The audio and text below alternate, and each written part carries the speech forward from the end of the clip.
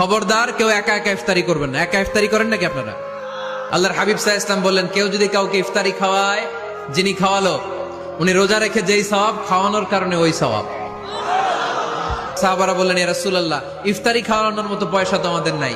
আল্লাহর হাবিব সাল্লাল্লাহু আলাইহি ওয়াসাল্লাম বললেন, ওয়ালাউ বি শারবাতিমা, যদি এক ঢোক পানি দিয়েও ইফতারি খাওয়া তবেও এই সওয়াব পাওয়া যাবে। ওয়ালাউ বি আযকা চিলাবান, এক ঢোক দুধ দিয়ে খাওয়ালো। ওয়ালাউ বি তামরা, একটা খেজুর দিয়ে ইফতারি করালো এই সওয়াব। সুবহানাল্লাহ পড়েন। বাসায় একসাথে খাবার খান, আলাদা আলাদা না। কিভাবে? একসাথে।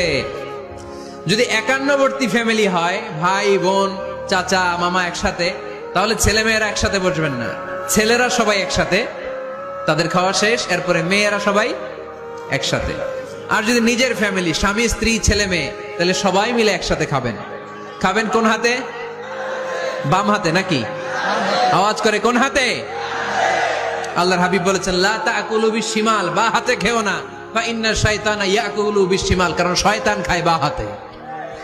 আমরা খাই কোন হাতে? ডান হাতে। খাওয়ার শুরুতে কি পড়বো? খাওয়ার পরে কি পড়বো?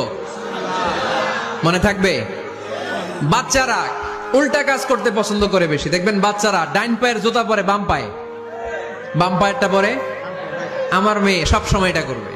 আমি জুতা পরাই দিলে ঠিক, নিজে পড়লে বাম পায়েরটা দেয় ডান পায়ে, ডান পায়েরটা দেয় বাম পায়ে, আর গ্লাস ধরবে বা হাতে, যতক্ষণ আমি না ঠিক করে দিব।